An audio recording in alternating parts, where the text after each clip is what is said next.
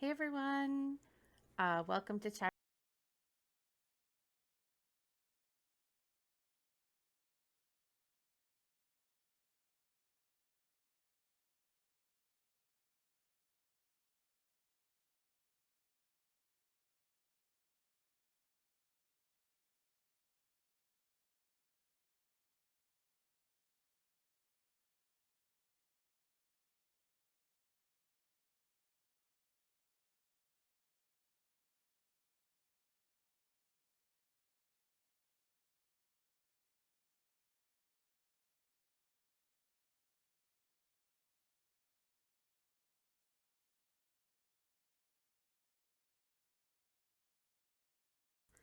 And I actually picked that song, of course, because it's about help.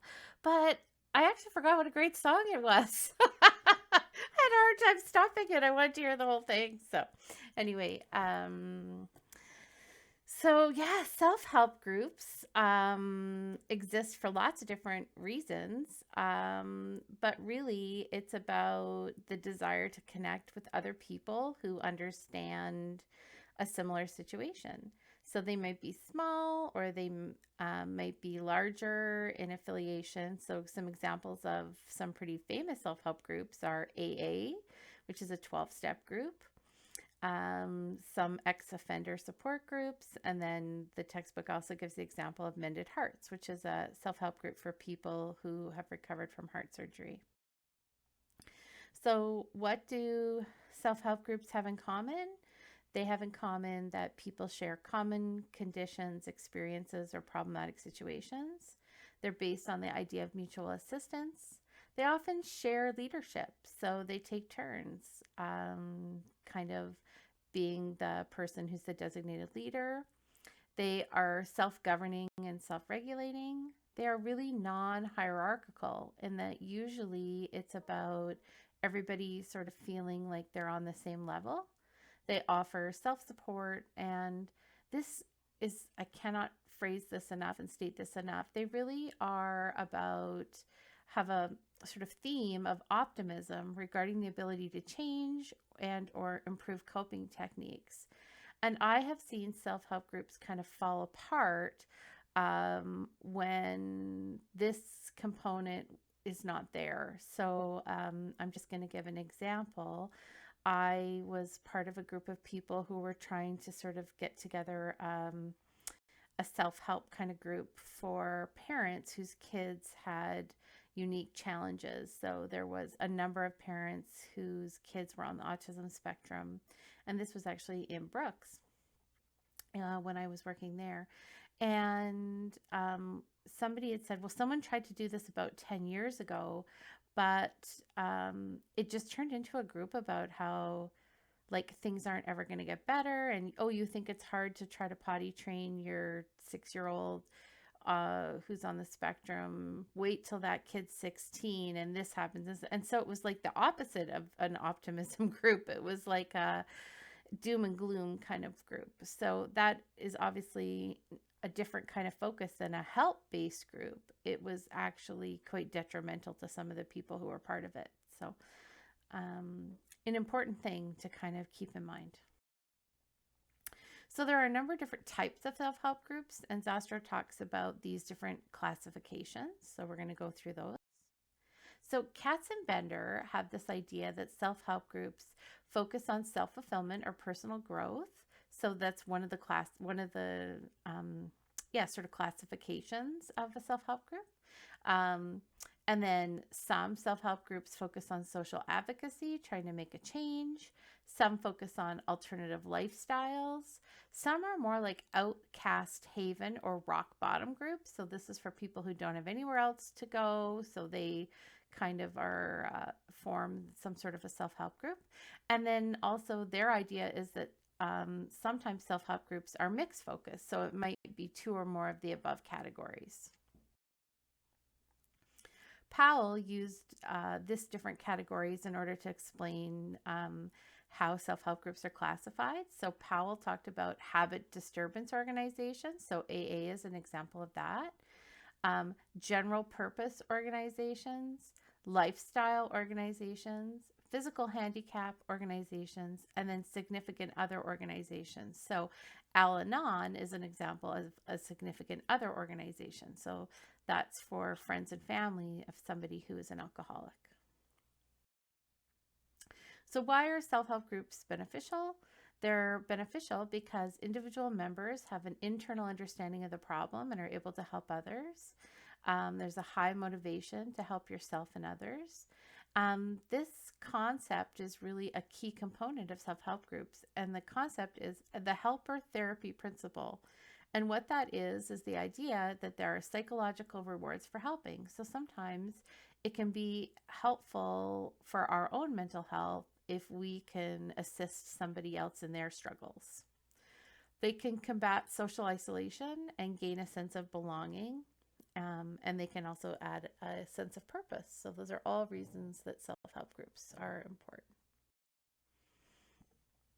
So some therapeutic factors of self-help groups. This is all the work of Borman as described in Zastrow, but they can provide an opportunity for cognitive restructuring. So sometimes when something has happened in your life, it's really hard to kind of understand it in the moment, but through self-help groups, you can gain a new perspective about what happened in the events and the meaning of the events. And so you can have this process of cognitive restructuring occur. The importance of hope, just that things will get better. Again, this goes back to that optimism point I was talking about. Altruism, which is that you feel good about yourself when helping others. Again, we've already talked about that. Acceptance, a place to be yourself where you're not rejected or you're not blamed for your problems, but you're just accepted for who you are.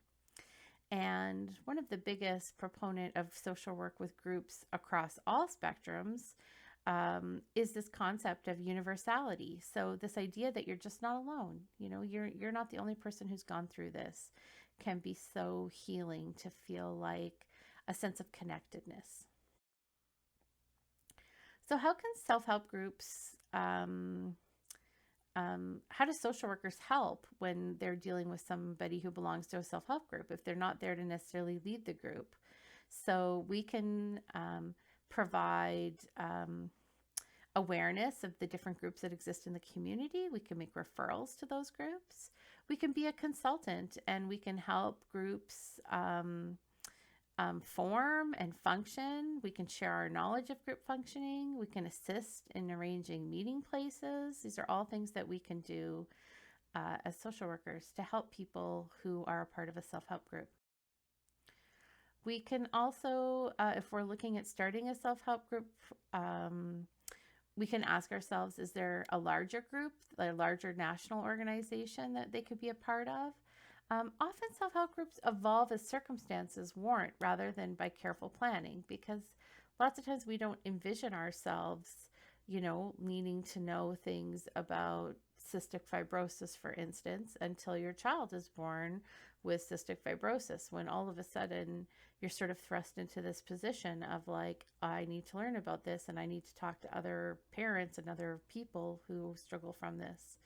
I give that example as I have a couple of very close friends who have 2 children with cystic fibrosis, and I know for us it was a big learning curve for everybody. We need to ask if the involvement of future group members depends on the nature of the problem, which, you know, of course, because do people who have no personal connection to something like cystic fibrosis want to even be a part of a group? I know for me, knowing, you know, and loving people with that has made all the difference.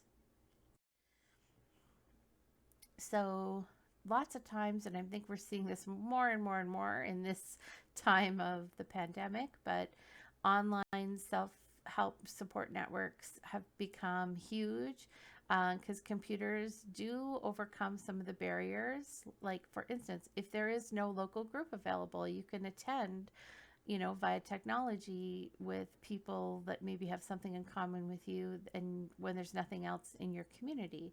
It can help for transportation. It can help because it can cut down time commitment. If you are a parent with young children and you would have to find childcare, but it's online, you can attend. if you're a person that has severe disability and transportation is a barrier, or because of cost or simply availability or weather, all those kind of things, you can now attend. And then sometimes, yeah, things are just really rare. I have worked with a person before who had a type of cancer, and there was only 8 people in all of Canada that had the type of cancer she had. So obviously, connecting online made a big difference. So also just the flexibility around that. Sometimes you can't attend the meeting itself, but there's interactive message boards, chat rooms, discussion groups, all of that kind of stuff. So it's one of the perks of technology is it has helped connect people. So that's all I have to say about self-help groups. Those are some activities that we will, I don't think we're doing those ones, but just to let you know, we will be talking about other things. One, I guess I could say this. No, I'm going to stop it there. Sorry. Little rambly at the end. Take care, and thanks for tuning in for chapter 8. Thanks.